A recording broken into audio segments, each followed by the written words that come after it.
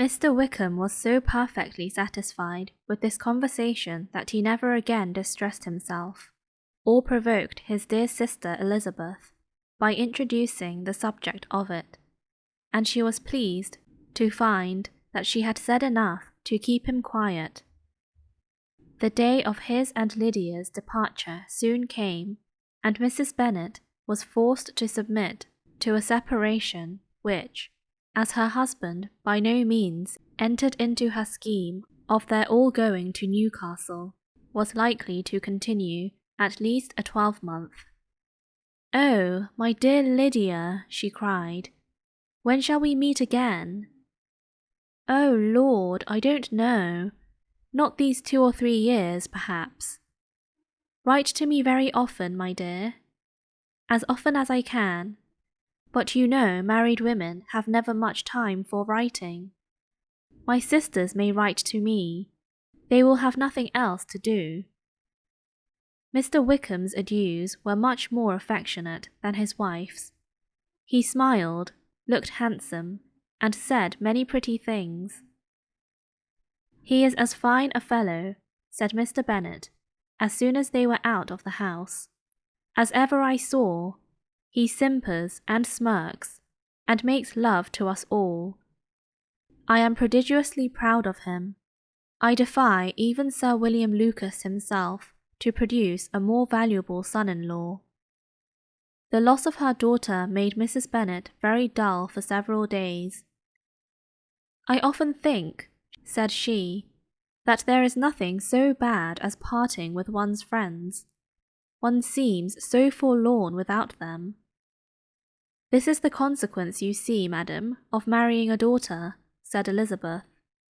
"It must make you better satisfied that your other 4 are single." "It is no such thing. Lydia does not leave me because she is married, but only because her husband's regiment happens to be so far off. If that had been nearer, she would not have gone so soon." But the spiritless condition which this event threw her into was shortly relieved, and her mind opened again to the agitation of hope by an article of news which then began to be in circulation. The housekeeper at Netherfield had received orders to prepare for the arrival of her master, who was coming down in a day or two, to shoot there for several weeks. Mrs. Bennet was quite in the fidgets. She looked at Jane, and smiled and shook her head by turns. "Well, well, and so Mr. Bingley is coming down, sister?" For Mrs. Phillips first brought her the news. "Well, so much the better. Not that I care about it, though. He is nothing to us, you know, and I am sure I never want to see him again. But, however, he is very welcome to come to Netherfield, if he likes it, and who knows what may happen? But that is nothing to us. You know, sister, we agreed long ago never to mention a word about it, and so, is it quite certain he is coming?" "You may depend on it," replied the other, "for Mrs. Nichols was in Meryton last night. I saw her passing by, and went out myself on purpose to know the truth of it, and she told me that it was certain true. He comes down on Thursday at the latest, very likely on Wednesday. She was going to the butcher's, she told me, on purpose to order in some meat on Wednesday, and she has got 3 couple of ducks just fit to be killed." Miss Bennet had not been able to hear of his coming without changing colour. It was many months since she had mentioned his name to Elizabeth, but now, as soon as they were alone together, she said, "I saw you look at me today, Lizzie, when my aunt told us of the present report, and I know I appeared distressed. But don't imagine it was from any silly cause. I was only confused for the moment, because I felt that I should be looked at. I do assure you that the news does not affect me, either with pleasure or pain. I am glad of one thing, that he comes alone, because we shall see the less of him. Not that I am afraid of myself, but I dread other people's remarks." Elizabeth did not know what to make of it.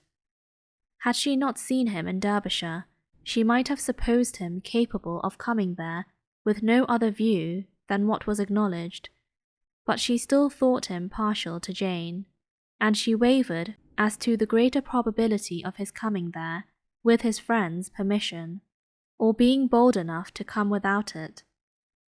Yet it is hard, she sometimes thought, that this poor man cannot come to a house which he has legally hired, without raising all this speculation. I will leave him to himself. In spite of what her sister declared, and really believed to be her feelings in the expectation of his arrival, Elizabeth could easily perceive that her spirits were affected by it. They were more disturbed, more unequal, than she had often seen them. The subject, which had been so warmly canvassed between their parents about a 12-month ago, was now brought forward again. "As soon as ever Mr. Bingley comes, my dear," said Mrs. Bennet, "you will wait on him, of course." "No, no. You forced me into visiting him last year, and promised, if I went to see him, he should marry one of my daughters. But it ended in nothing, and I will not be sent on a fool's errand again." His wife represented to him how absolutely necessary such an attention would be from all the neighbouring gentlemen, on his returning to Netherfield. "'Tis an etiquette I despise," said he. "If he wants our society, let him seek it. He knows where we live. I will not spend my hours in running after my neighbours every time they go away and come back again. Well, all I know is, that it will be abominably rude if you do not wait on him, but, however, that shan't prevent my asking him to dine here. I am determined. We must have Mrs. Long and the Gouldings soon. That will make 13 with ourselves, so there will be just room at table for him." Consoled by this resolution, she was the better able to bear her husband's incivility, though it was very mortifying to know that her neighbours might all see Mr. Bingley, in consequence of it, before they did, as the day of his arrival drew near. "I begin to be sorry that he comes at all," said Jane to her sister. "It would be nothing. I could see him with perfect indifference, but I can hardly bear to hear it thus perpetually talked of. My mother means well, but she does not know, no one can know, how much I suffer from what she says. Happy shall I be when his stay at Netherfield is over." "I wish I could say anything to comfort you," replied Elizabeth, "but it is wholly out of my power. You must feel it, and the usual satisfaction of preaching patience to a sufferer is denied me, because you have always so much." Mr. Bingley arrived. Mrs. Bennet, through the assistance of servants, contrived to have the earliest tidings of it, that the period of anxiety and fretfulness on her side might be as long as it could. She counted the days that must intervene before their invitation could be sent, hopeless of seeing him before. But on the 3rd morning after his arrival in Hertfordshire, she saw him, from her dressing-room window, enter the paddock and ride towards the house. Her daughters were eagerly called to partake of her joy.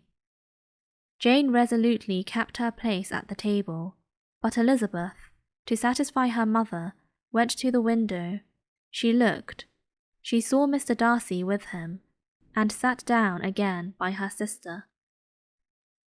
"There is a gentleman with him, mamma," said Kitty. "Who can it be?" "Some acquaintance or other, my dear, I suppose. I am sure I do not know." "La," replied Kitty, "it looks just like that man that used to be with him before." What's his name? That tall, proud man. Good gracious, Mr. Darcy! And so it does, I vow. Well, any friend of Mr. Bingley's will always be welcome here, to be sure, but else I must say that I hate the very sight of him. Jane looked at Elizabeth with surprise and concern. She knew but little of their meeting in Derbyshire, and therefore felt for the awkwardness which must attend her sister in seeing him almost for the first time after receiving his explanatory letter. Both sisters were uncomfortable enough. Each felt for the other, and of course for themselves, and their mother talked on of her dislike of Mr. Darcy, and her resolution to be civil to him only as Mr. Bingley's friend, without being heard by either of them. But Elizabeth had sources of uneasiness which could not be suspected by Jane, to whom she had never yet had courage to shew Mrs. Gardiner's letter, or to relate her own change of sentiment towards him.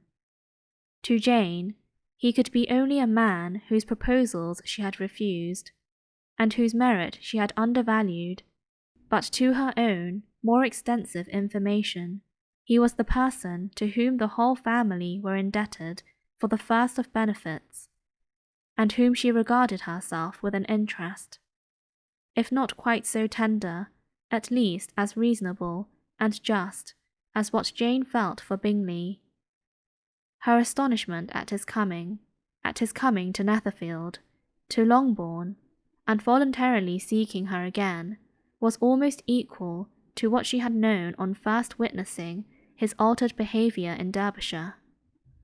The colour which had been driven from her face returned for half a minute with an additional glow, and a smile of delight added lustre to her eyes, as she thought for that space of time that his affection and wishes must still be unshaken, but she would not be secure. "Let me first see how he behaves," said she. "It will then be early enough for expectation." She sat intently at work, striving to be composed, and without daring to lift up her eyes till anxious curiosity carried them to the face of her sister, as the servant was approaching the door. Jane looked a little paler than usual, but more sedate than Elizabeth had expected. On the gentleman's appearing, her colour increased, yet she received them with tolerable ease, and with a propriety of behaviour equally free from any symptom of resentment or any unnecessary complaisance. Elizabeth said as little to either as civility would allow, and sat down again to her work, with an eagerness which it did not often command. She had ventured only one glance at Darcy. He looked serious, as usual, and, she thought, more as he had been used to look in Hertfordshire than as she had seen him at Pemberley. But, perhaps, he could not in her mother's presence be what he was before her uncle and aunt. It was a painful, but not an improbable, conjecture. Bingley she had likewise seen for an instant, and in that short period saw him, looking both pleased and embarrassed. He was received by Mrs. Bennet with a degree of civility which made her two daughters ashamed, especially when contrasted with the cold and ceremonious politeness of her curtsy and address to his friend. Elizabeth, particularly, who knew that her mother owed to the latter the preservation of her favourite daughter from irremediable infamy, was hurt and distressed to a most painful degree by a distinction so ill applied. Darcy, after inquiring of her how Mr. and Mrs. Gardiner did, a question which she could not answer without confusion, said scarcely anything. He was not seated by her, perhaps that was the reason of his silence, but it had not been so in Derbyshire. There he had talked to her friends, when he could not to herself, but now several minutes elapsed without bringing the sound of his voice, and when occasionally, unable to resist the impulse of curiosity, she raised her eyes to his face. She has often found him looking at Jane as at herself, and frequently on no object but the ground. More thoughtfulness and less anxiety to please than when they last met were plainly expressed. She was disappointed and angry with herself for being so. "Could I expect it to be otherwise?" said she. "Yet why did he come?" She was in no humour for conversation with anyone but himself, and to him she had hardly courage to speak. She inquired after his sister, but could do no more. "It is a long time, Mr. Bingley, since you went away," said Mrs. Bennet. He readily agreed to it. "I began to be afraid you would never come back again. People did say you meant to quit the place entirely at Michaelmas, but, however, I hope it is not true. A great many changes have happened in the neighbourhood since you went away. Miss Lucas is married and settled, and one of my own daughters. I suppose you have heard of it, indeed. You must have seen it in the papers.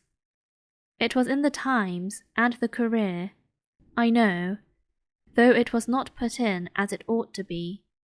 It was only said, lately, George Wickham, Esquire to Miss Lydia Bennet, without there being a syllable said of her father, or the place where she lived, or anything. It was my brother Gardiner's drawing up to, and I wonder how he came to make such an awkward business of it. Did you see it?" Bingley replied that he did, and made his congratulations. Elizabeth dared not lift up her eyes. How Mr. Darcy looked, therefore, she could not tell. "It is a delightful thing, to be sure, to have a daughter well married," continued her mother. "But at the same time, Mr. Bingley, it is very hard to have her taken such a way from me. They are gone down to Newcastle, a place quite northward, it seems, and there they are to stay, I do not know how long. His regiment is there, for I suppose you have heard of his leaving the shire, and of his being gone into the regulars. Thank heaven, he has some friends, though perhaps not so many as he deserves." Elizabeth, who knew this to be levelled at Mr. Darcy, was in such misery of shame that she could hardly keep her seat. It drew from her, however, the exertion of speaking, which nothing else had so effectually done before, and she asked Bingley whether he meant to make any stay in the country at present. A few weeks, he believed. "When you have killed all your own birds, Mr. Bingley," said her mother, "I beg you will come here and shoot as many as you please on Mr. Bennet's manor. I am sure he will be vastly happy to oblige you, and will save all the best of the coveys for you." Elizabeth's misery increased at such unnecessary, such officious attention. Were the same fair prospect to arise at present as had flattered them a year ago, everything, she was persuaded, would be hastening to the same vexatious conclusion. At that instant she felt that years of happiness could not make Jane or herself amends for moments of such painful confusion.